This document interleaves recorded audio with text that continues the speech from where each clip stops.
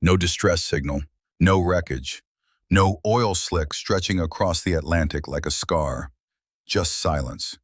309 men swallowed whole by open water, as if the ocean itself had decided to erase them.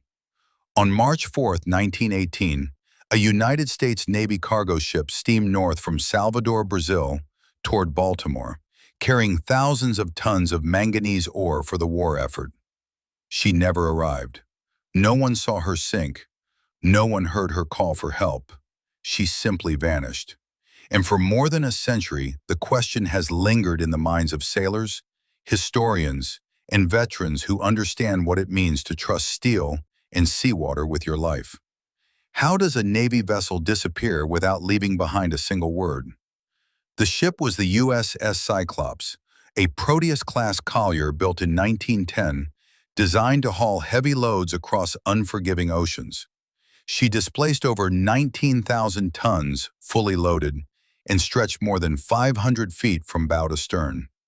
Her twin steam engines pushed her steadily through calm seas at 15 knots, and by 1918 she had already completed multiple Atlantic crossings under wartime conditions. This was not an experimental vessel. She was considered reliable, sturdy, necessary. At a time when the First World War demanded steel, and steel demanded manganese, ships like Cyclops were as critical as battleships. The world she sailed through was already burning. The World War I had turned the Atlantic into contested ground. German U-boats prowled shipping lanes. Mines drifted unseen beneath the surface. Convoys formed and dissolved under gray skies. Yet Cyclops did not depart under panic. Harbor officials in Brazil cleared her without hesitation. The cargo was loaded according to procedure.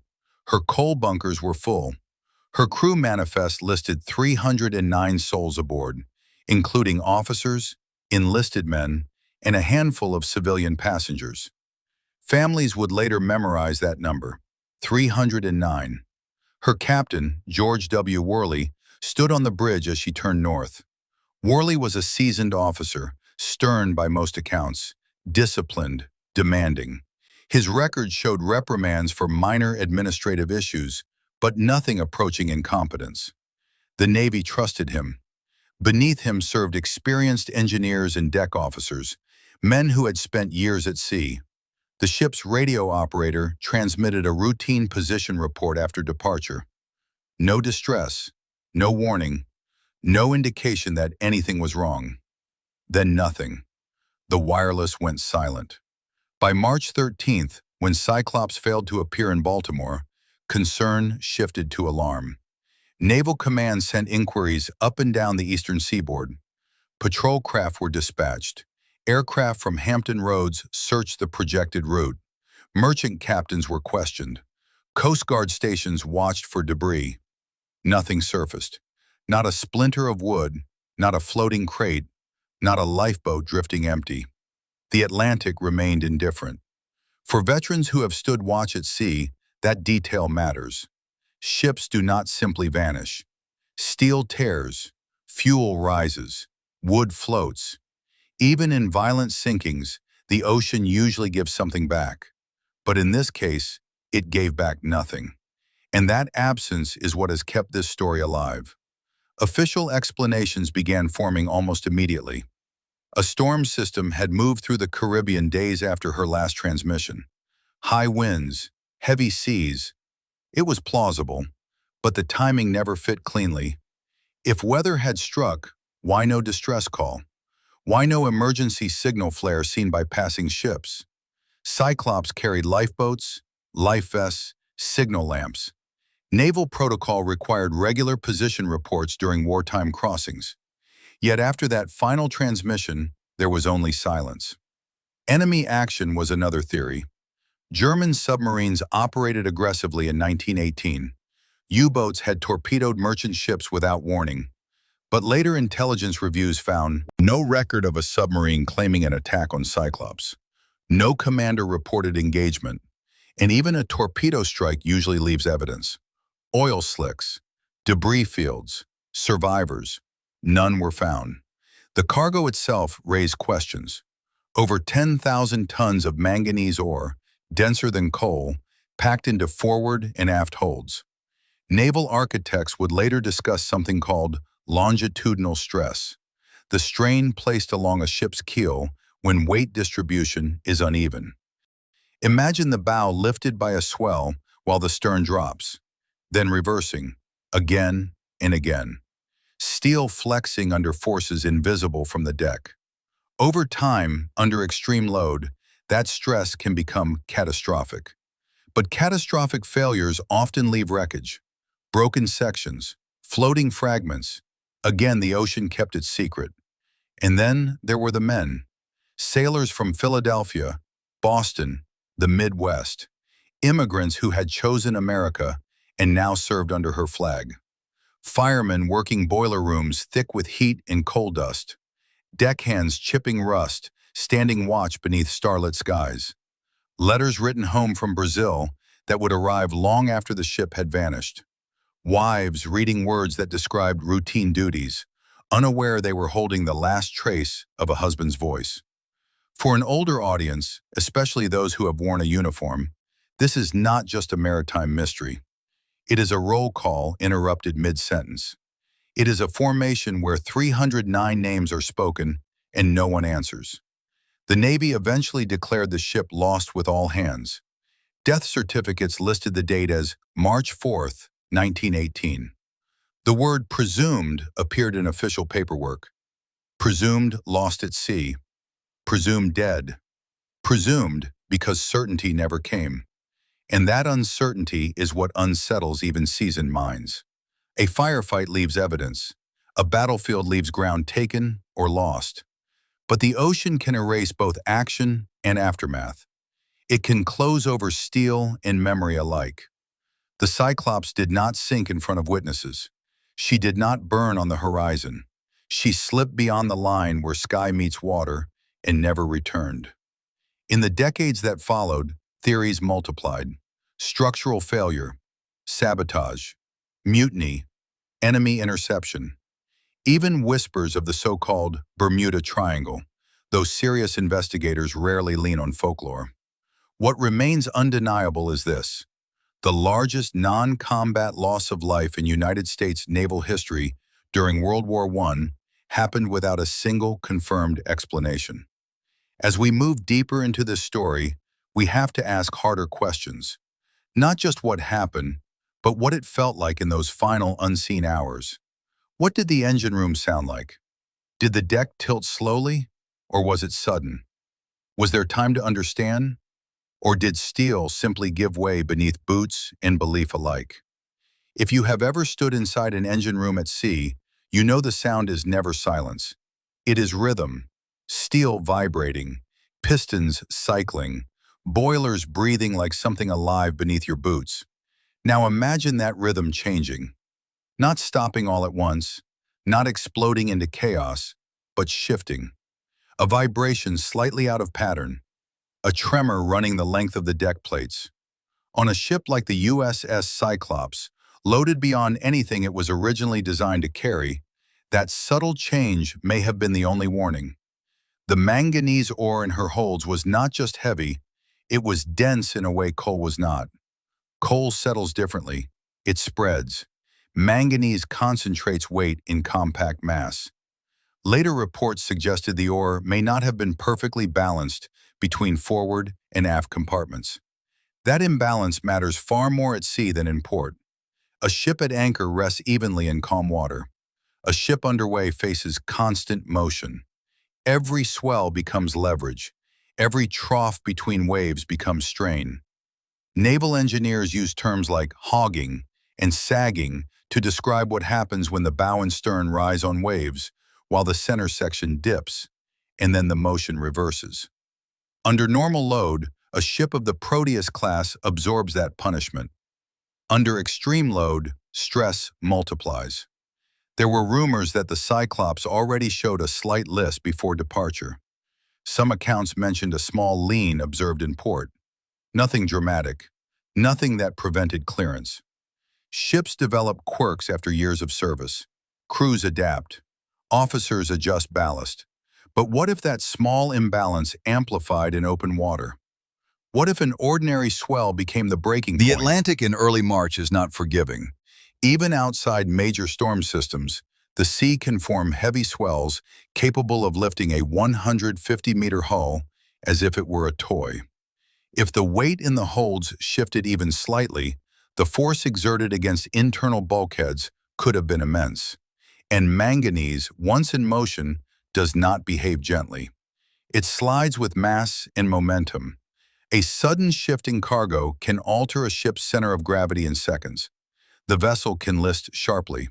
If the angle becomes severe enough, water enters through ventilators or deck openings. From there, events accelerate. Imagine the crew reacting. Boatswains shouting orders. Engineers rushing to adjust pumps. The captain calculating options on the bridge. If the hull cracked amidships under accumulated strain, it may not have been gradual. It may have been violent and immediate. A structural failure so complete that the keel itself split. In that scenario, radio transmission becomes irrelevant. Lifeboats become unreachable. Steel turns into debris, sinking faster than men can comprehend. And yet, even that explanation leaves an unsettling gap.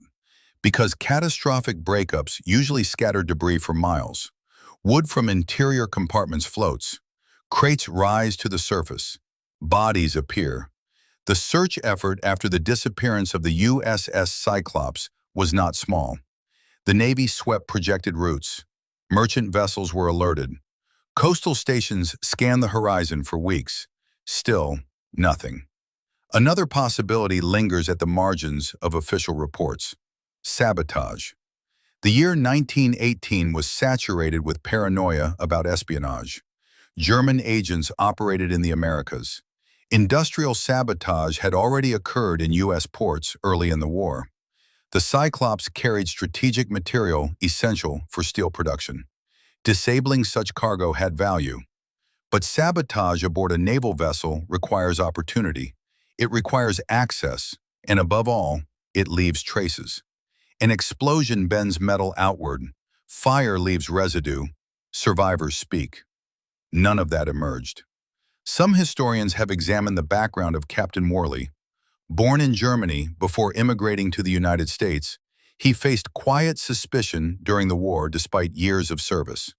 There were rumors, unproven and widely speculative, that his loyalty had been questioned by some crew members. But rumors thrive in the absence of facts. No documented evidence ever confirmed treason or mutiny, and mutinies rarely result in total disappearance. Even seized ships eventually surface somewhere. The Cyclops did not. If you have listened this far and this story stirs something in you, especially if you have worn a uniform or had someone in your family serve at sea, leave a comment sharing which branch you served in or the name of someone who deserves to be remembered. And if you value content that treats military history with respect and depth, subscribe to the channel and leave a like. That helps keep stories like this alive. Stories without visible monuments, but with real weight. Because memory is also a form of honor. Returning to what remains unanswered. Weather alone does not explain the silence. Enemy action lacks confirmation. Structural failure remains plausible, but incomplete. There is another factor rarely discussed in detail, the communication limitations of the era. In 1918, wireless transmission required functioning power, intact antennas, and time. If power was lost suddenly, the radio died instantly. If the antenna structure collapsed during structural failure, signals never left the ship. A sinking measured in minutes leaves no room for protocol. And what about human perception in crisis? Veterans know catastrophic events rarely unfold in the orderly manner later reports suggest. In combat, seconds stretch and compress. Training takes over. Shock competes with duty. If the Cyclops faced sudden structural rupture at sea, the men aboard may have had less than 5 minutes to react. 5 minutes to understand what was happening. 5 minutes to attempt to issue orders, initiate procedures, send signals. 5 minutes in darkness or amid chaos of water and wind. The Atlantic is deep along portions of the projected route.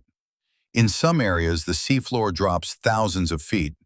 A ship breaking apart and plunging into such depths would have descended beyond the recovery capabilities of 1918 almost immediately. Without sonar technology as we know it today, the ocean floor remained largely unexplored.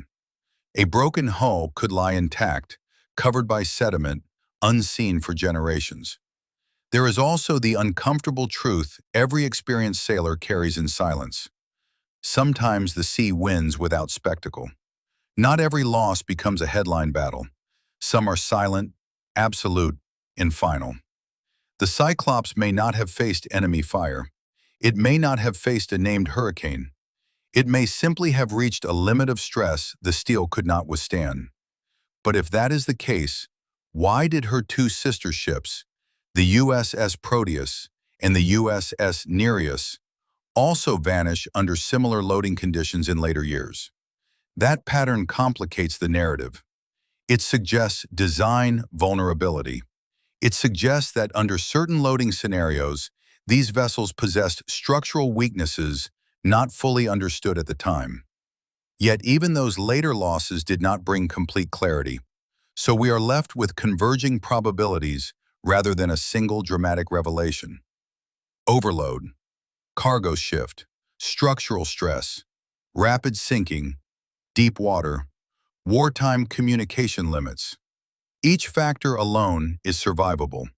Combined, they form a scenario in which a ship can disappear faster than any distress call can be made. Even so, probability does not silence emotional weight. 309 men, no graves, no markers, only coordinates never confirmed. And as we move into the final chapter of this story, we confront the hardest part. Not the mechanics of steel or weather, but the legacy of disappearance itself. What it does to families, what it does to history, and why, more than a century later, the loss of the Cyclops still feels unfinished. When a ship disappears, what remains is not just physical absence, it is a permanent suspension. Families do not receive bodies. There are no conventional funerals. There is no place to visit on birthdays or dates marked by longing. In the case of the USS Cyclops, 309 lives were swallowed not only by the Atlantic, but by uncertainty. In 1918, the world was already accustomed to telegrams beginning with cold formulas. We regret to inform, but even in times of war, there was context. There was a battle, a field, the name of an offensive. With the Cyclops, there was none of that. No final report, no definitive coordinates, only administrative silence that, over the months, turned into reluctant acceptance. The Navy eventually declared the ship lost. Investigations were conducted, hypotheses were cataloged, reports were archived, but the ocean offered no cooperation. Decades passed, technology evolved, side-scan sonar, submersibles, satellite mapping, tools that in 1918 belonged to the realm of science fiction, came into existence. And still, no conclusive confirmation of the Cyclops' resting place has publicly emerged. That physical void opened space for speculation. The disappearance became associated with the so-called Bermuda Triangle, an expression popularized long after the events of 1918. Including the Cyclops in that narrative brought attention, but also noise. Mystery sells, the unknown attracts. Yet technical analyses continue to return to the same concrete variables: extreme load, possible cargo shift, structural stress, ocean depth. There is a difference between mystery and the inexplicable. Mystery is the absence of complete data. The inexplicable is a violation of known laws. The case of the Cyclops, unsettling as it may be, remains within the boundaries of possibility. Ships can break, cargo can shift, communications can fail. The ocean can conceal evidence for centuries. The discomfort comes from the fact that all these possibilities are plausible at the same time. And then there is the human factor that rarely appears in technical charts. On board were experienced sailors and also young men on their first major crossing. There were engineers accustomed to the heat of the boilers, radio operators attentive to the constant hiss of the ether, officers trained to maintain composure under pressure. Each of them had a story beyond the steel hull. Parents, sons, wives, fiancés, brothers. When a disappearance is absolute, grief becomes different as well. There is no traditional closure, no visual confirmation, only statistical probability transformed into administrative reality. For many families, that means a question mark that never finds a period. Analyzing the Cyclops' disappearance today, historians work with layers of probability. The pattern involving her sister ships adds weight to the structural hypothesis. The context of the First World War adds strategic complexity. The technological limitations of the era explain the radio silence. None of these elements, in isolation, is extraordinary. Together, they form a coherent enough scenario to consume a ship without leaving witnesses. Perhaps the final answer lies thousands of meters below the surface, where no light penetrates. Perhaps the hull remains relatively intact, split in two, resting at an angle on deep sediments. Perhaps future expeditions, equipped with even more advanced technology, will bring images that confirm what today is only theoretical reconstruction. But even if that happens, even if precise coordinates are one day released, something will remain unchanged. Time cannot be reversed. Lives cannot be returned to the families who received only silence. There is an old saying among sailors, the sea does not return everything it takes. Sometimes it returns debris. Sometimes it returns fragmented stories. And sometimes it returns nothing but questions. The disappearance of the USS Cyclops remains the largest non-combat loss in the history of the United States Navy. Not because of spectacle, not because of recorded explosions or dramatic transmissions, but because of total absence. More than a century later, the ocean remains. Trade routes are still active. Ships cross the same waters with monitoring systems unimaginable in 1918. And yet, when we think about the Cyclops, there is a pause, a small interruption in modern confidence. Because somewhere in the Atlantic, there is a blank space in the records that has never been fully filled. And as long as unanswered questions remain, the story is not completely finished. If this content brought reflection, helped you see beyond the superficial mystery, and honored the memory of those who disappeared, subscribe to the channel, leave a like, and share this video. Your support makes it possible to continue producing deep and respectful historical narratives like this one. And if you believe these stories should not be forgotten, write in the comments. Memory is also a form of honor.